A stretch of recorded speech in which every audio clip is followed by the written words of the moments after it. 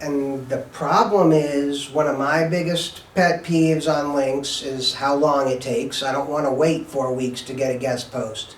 Then you got to wait another 4 weeks for it to show up in Google. So now you're down 8 weeks down the road.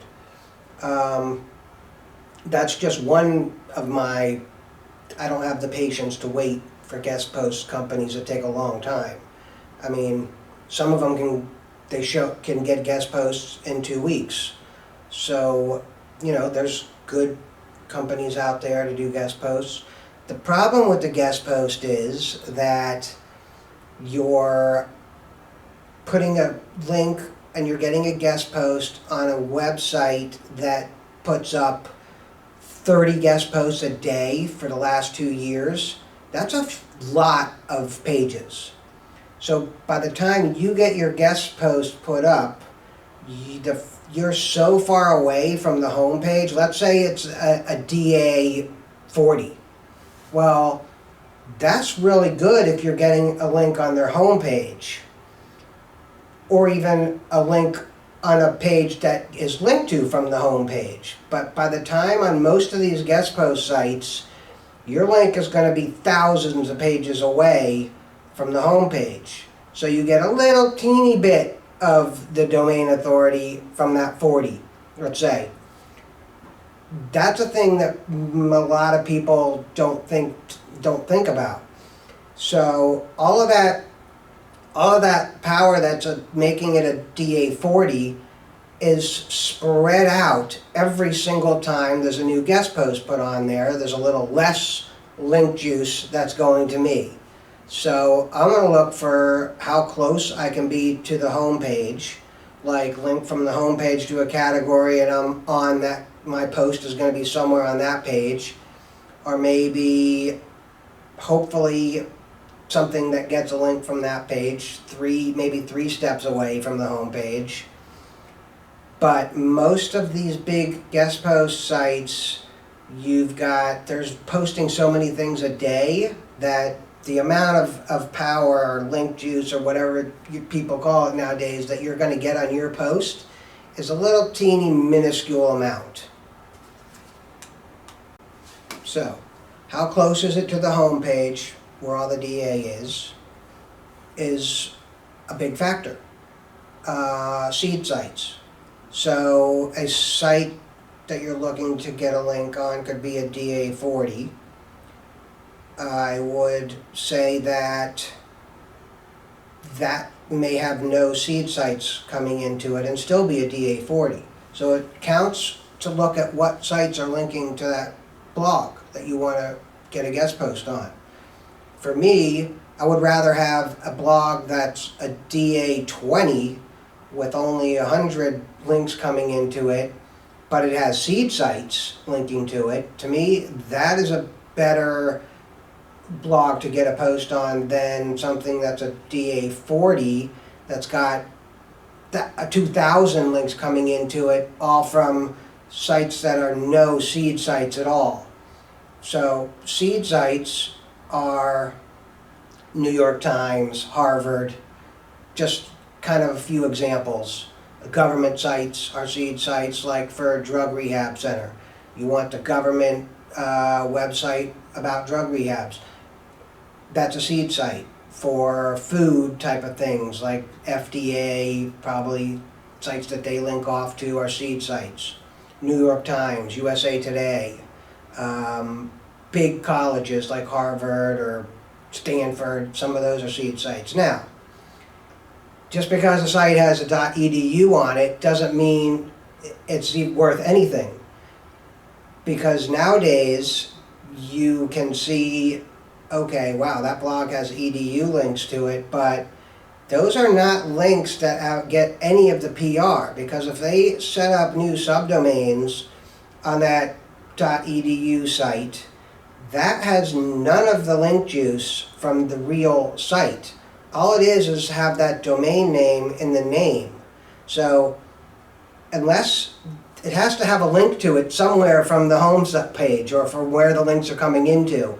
If it's a .edu that's a subdomain, or some page way the hell off somewhere that has no link that you can follow back to from the homepage or from a page that has some power coming to it, that .edu link is practically worthless. So whether you're doing outreach links or paying for guest posts, I mean, it's very important to see how far away your page is going to be from the homepage. Either way, because even doing outreach links is costing you. You're either paying somebody to sit there emailing sites all day long, or you're paying a company to do outreach links.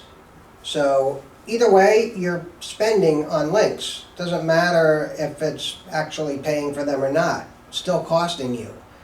So for me, I'm gonna be looking for where can I follow the link back? And if that link is on some subdomain or some page that is nowhere, that can't be traced back to the home page, at least like 3 or 4 links away, that DA or that DR number, again, you're getting a little teeny little amount of the link juice from the home page itself. So why are links important?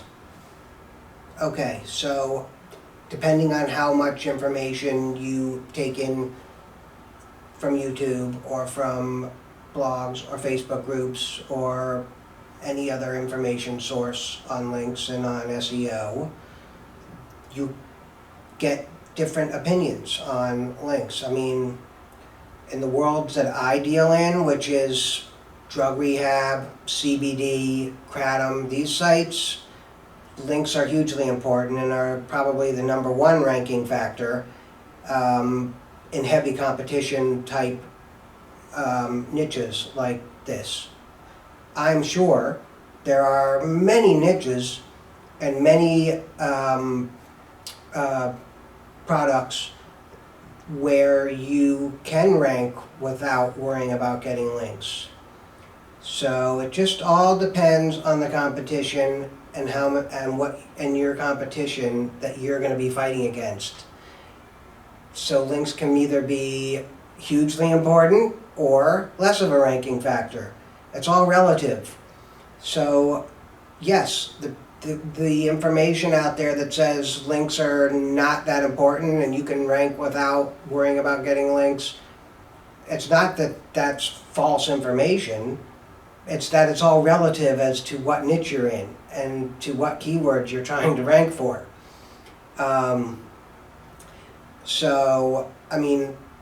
Some of it flat out saying that links are no longer important, that kind of stuff is just ridiculous. Now, if you can afford to wait for 2 years, build your website up by content, putting up the best content is a good way to build a site. Most people don't have 2 years to wait. Most businesses don't have 2 years to wait. Most businesses want results in 3 to 6 months, let's say. I don't have patience to wait 2 years, but you have to have a budget. If you don't have a budget, there's ways to do it. Fine, you put up the best content, eventually people start linking to it, and a year or 2 later, you'll rank and start getting traffic. That's not false information. It's just, the problem is time. So depending on your budget, depending how much time you have, is depending on how much you have to worry about link building. Whether you're doing outreach or you're buying guest posts. So another thing is going to be relevant links. So again, it's all coming down to your budget, and it's all relative. So by that I mean, take a CBD website. My site I've been working on for the last 12 months. I can get a link from a site that's either about cannabis or CBD on a guest post that's 1,000 pages away from the home page. Or I have this other opportunity here to get a link on, let's say, maybe a lifestyle blog that's really not totally about my niche, but my post will be relevant to my niche, but it's got better seed sites coming into that site, and it doesn't have 30 posts a day going up, so I'm going to be, miles away from any link juice that's going to be possible anyway. To me, I would take that over the relevant site where the whole site is about my niche. So it's really all relative again as to what site I would be looking to get a link on. So obviously the best thing would be a CBD or a cannabis site that also is a link closer to the home page, but that's not usually always going to be available to you, especially depending on your budget. So, I mean, relevance, definitely important, but again, it's all relative.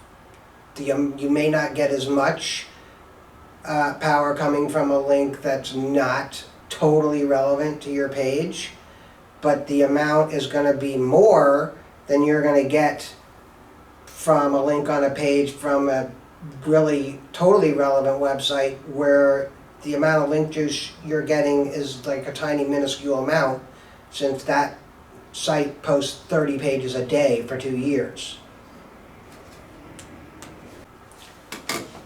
Traffic coming into your proposed site you were trying to get a link on.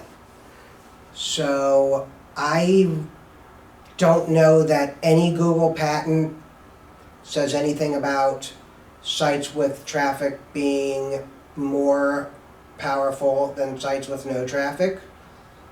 I don't know, I could be wrong, I don't know of any Google patent that's out there that says a link with traffic going through that link is any more powerful than a link from a site with no traffic. But these are rumors and guesses that are out there saying how much traffic a site gets makes your link better. Well, it makes sense, but do I think that it's actually true? Do I seen any evidence that a link that from a site or from a blog that has a couple thousand visitors a day to that blog is better than a link from a website with not much traffic or no traffic, but a lot of seed sites linking to that site? To me, I see the needle move much better from the site with no traffic. That's not to say that I wouldn't rather have both. So again, it's all relative to your budget and how much time you have to wait and how much information is out there is real or how much information is a guess. And the whole traffic thing, to me, of what I've seen and heard on what patents that are out there in the public from Google, I don't think I've seen any that say traffic is a thing that adds power to a link from that site. But it could, so I'd rather get a link from a site with traffic and seed sites and a high DA and close to the home page. That's not always going to be possible. So you gotta, get what's closer to your options at the time. So there's things, it's all relative. Some, like I said, I've seen the needle move better on sites that have no traffic that I get a link on. But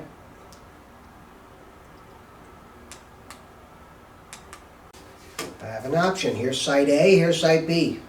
Site A has a DEA of 45, gets 5,000 traffic a day according to Moz or Ahrefs, and gets a shitload of guest posts every day that they're posting, and it's been around a long time, posting a ton of guest posts. Site B doesn't really have traffic, but it has good seed sites linking to it. It doesn't have 30 posts a day going up on it. I'm going to be kind of close to the home page. I'm gonna get relevance at least from my post that's gonna be about my niche. I'm gonna take site B. That's just me.